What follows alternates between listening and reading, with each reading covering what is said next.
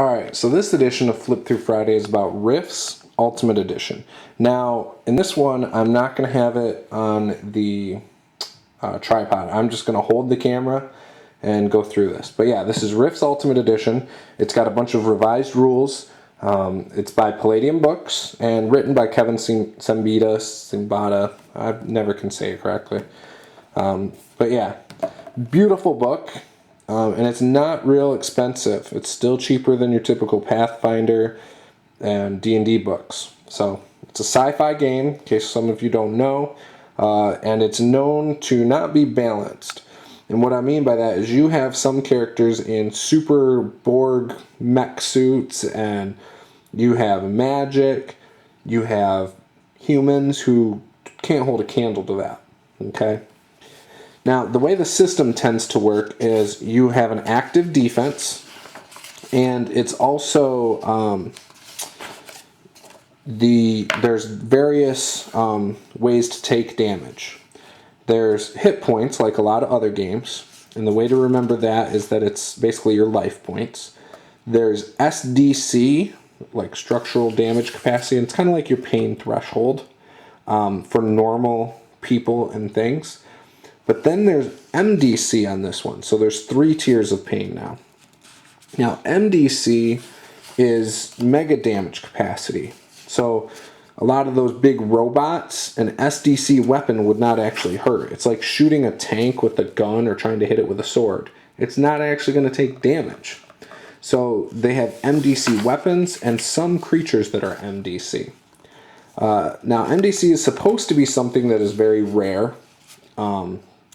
And really, it's as the game has progressed, players tend to make it more common in their games. But it's supposed to be very rare that something has MDC armor or is an MDC creature. This book, though, gives you a very good detailed history of kind of what happened from a historical perspective by a writer. And Rifts actually takes place on Earth, but it's supposed to be in the future. So it's a very fun setting. In fact, that's one of everyone's favorite things about this game is the setting. You have the Coalition, which takes place in the Great Lakes and Chicago area. It's like Illinois, Indiana. And they even have some Coalition all the way down to Texas. You then have you go to the east and everything's kind of like wastelands. There's some dinosaurs down, I believe, in the Carolinas. So there's a lot of cool stuff. Again, the artwork's great. Really shows what the setting can be all about. If you're into science fiction, this is the game for you. It really is. Now, the active defense system works this way. When a character goes to hit something, they roll a d20. Now, if it's a melee combat, you can choose to parry, dodge, or entangle. And the way that works is if you decide to, let's say you decide to parry, you have a skill for that, and you roll a d20 with your bonuses. And if you succeed, you block the weapon. So that's what a parry is. It's a block. You can choose to dodge it, which takes an action and can leave you in a bad position when the next person goes to hit you. And you can entangle, so you can end up locking up with something and see how that goes. Now, when it's a distance attack, you can, depending on if you have super abilities, you really can't parry. Now, what I mean by that is some abilities allow you to parry things like that. But I don't know. It is what it is. And maybe that's just me coming from Heroes Unlimited, but I do not really allow that. Now, you can dodge, but you do have a penalty to dodge bullets and things like that. And then that's really your only actions. Now, when it's being shot at, you can roll with punch or fall, which will lessen your, this is when you get hit. You can roll with punch or fall, which will lessen the amount of damage. It's like kind of flowing with it, which I've used a few times, and most people are like, oh, okay, you know, but it's just another little thing you can do in the game. But there are a lot of actions. Almost anything you would want to do, there is a way to do it in this game, okay? Now here's the mech armor that I was talking about. They're called Glitter Boys. They're really powerful. And if you want, they have a breakdown of MDC by locations. So you could like aim at a hand and destroy a hand, for example. But yeah, there's a lot of great classes in here. Personally, I really enjoy playing as a coalition soldier. I just find it the most fun for me, and I like to use MDC armor if I can, and get just a little pistol that deals MDC damage. That's kind of my thing. Sometimes I'll go for a rifle that does MDC damage, but that's really about it. I like to be a basic grunt. That's just my favorite thing. One of the classes you can be is a robot pilot, and then you work a giant robot. So, like this one. Look at how cool that looks. Love the artwork in this. All of Palladium books, I really do enjoy it. Even though it's just black and white, and some of it, they do have a tendency to copy and paste their artwork for different books. So you'll see the same picture in multiple books. You'll also see some of the same text in multiple books. I don't have a problem with this most of the time, except when they've changed the rule and then they still in the next book use an old excerpt from before they changed the rule. That's when I have problems. But again, I love Palladium books. I am a big fan. I think anything you could ever want to do in a game is in Palladium books. It could be simplified, but there's no reason at your table you couldn't do that yourself. I stand by the rule in any RPG game. GM has final say. Rules are up to the GM, whether they want to stick to the book or not. The only thing with that I think is important is that you make it clear up front how you're going to run the game. So here you go. Here's some full cyborgs. So, again, there's a Glitter Boy. Good stuff. A Cyber Knight. Cyber Knights are kind of like the paladins of the setting. So, really cool. There's some juicers right there. Juicers are like hopped up on steroids. They have short lifespans when they get on these drugs. But they're very fast and very powerful. So psychic power is a huge deal in this. The story is basically that the Coalition is trying to kind of save humanity. They really dislike everything like magic and things like that, and monsters and things like that. But it's a very, they're kind of made out to be the bad guys. Think kind of like Nazi Germany, the way they would capture people and just for not liking them. They would do that regardless of how good a person is in this setting. So the Coalition would capture, a magic user and torture them and kill them, kind of thing. So that's just kind of how it is. There are classes called Dog Boys, which dog boys are exactly what they sound like. They are dog people, and they're used by the Coalition to sniff out the other things. They use them for tracking and to communicate and things like that, but they make a great, fun class to play as, too. So, but yeah, there's techno-wizardry weapons and just awesome stuff. Now, I'm at page 141, and I don't even think I'm halfway done. But yeah, here's a Coalition soldier and dog boys. Isn't that cool? I mean, come on. That's sweet. So, dog boys are really cool. Now, you don't have to play a dog boy as part of the Coalition, but you can. Now, there are also classes in here called DBs, which are kind of like your mutants. They have super abilities and a little bit of, some of them just have odd traits and things like that. But yeah, so your DB is your typical Heroes Unlimited character brought over too. That's how I do it. You could be a dragon hatchling. I've never let anyone play that, but someone could play that. There are different species of dragons that you could play as. So, psionics, lots of spells, lots of abilities. I mean, this game is crazy. But yeah, it's something I would definitely recommend if you've never tried it, to at least give it a shot. You might need to play it a couple times, maybe 2 times, to really get a good feel for it. And I recommend playing with a good game master. This is not a game that I would recommend for somebody who's never ran a game or even played a role-playing game before, to try and run.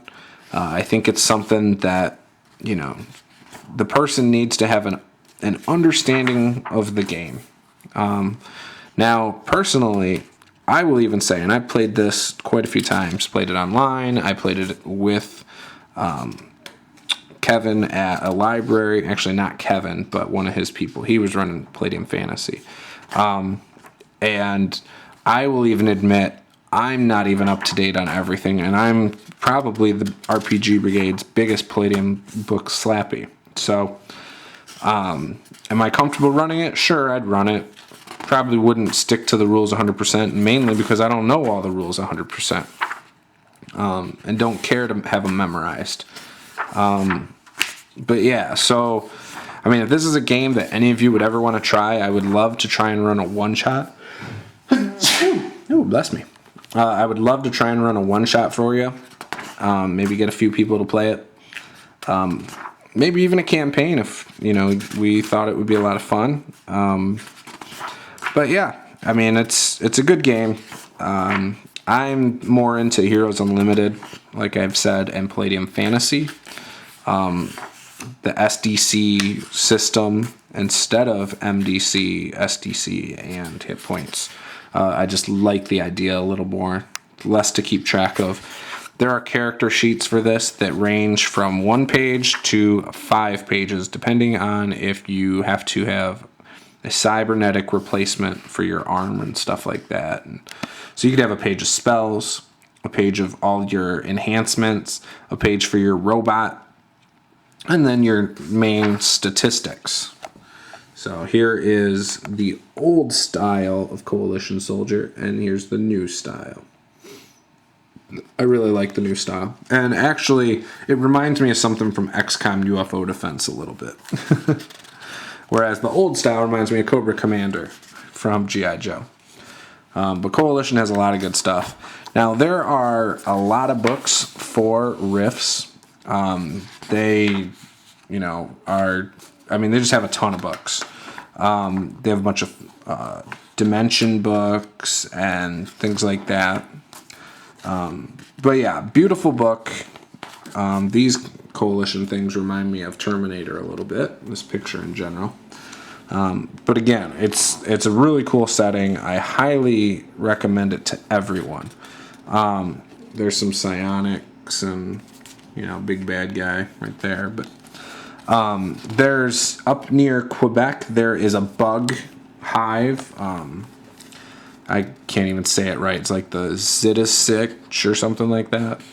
But they're these like giant beetle bugs, and they have a huge hive of millions up there, and so there's some good adventures there. There's rival weapon making companies. So there's things you can do with that.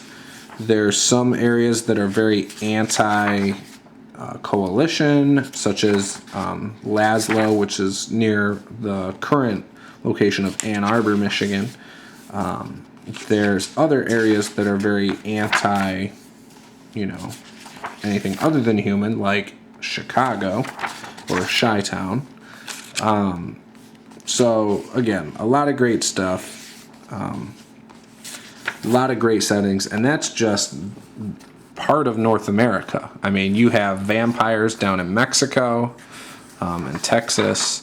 You have in Russia, there's warlords and crazy stuff there. In England, you have King Arthur and his knights and Merlin, but they're, you know, cyber knights and things like that. And a little bit of fantasy there. Then there's samurai and ninjas over in China and Japan, and, you know, just, I mean, awesome stuff, really is. Now, I've heard that there's a lot in the pipeline for Rifts, a lot of manuscripts turned in for various places that haven't been touched on.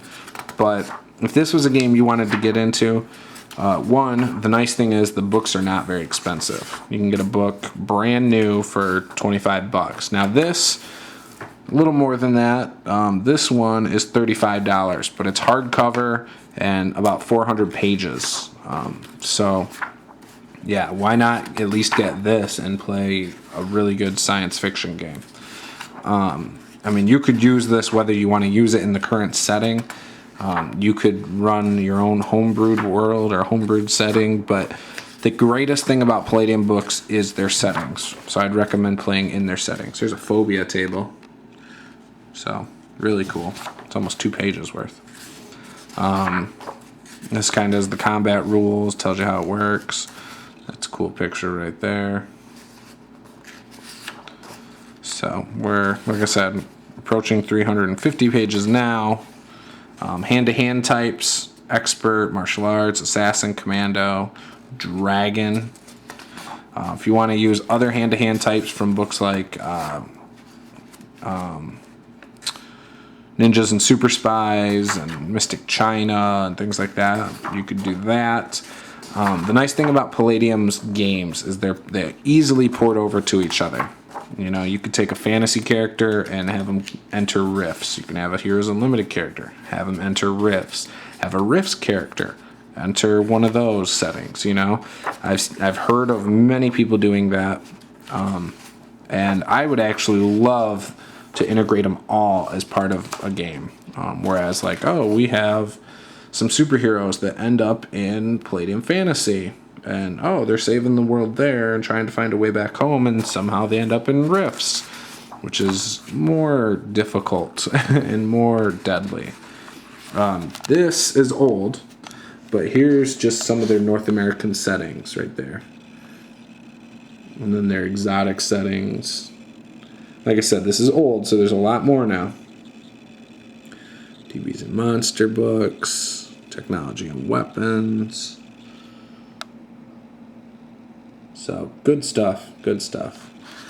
So, yeah, again, it's about 375 pages of material. And here's the Emperor, and they're about to get rid of some creatures they don't like. So, that's it. This is a long video, but hope you enjoyed. Thanks. Bye.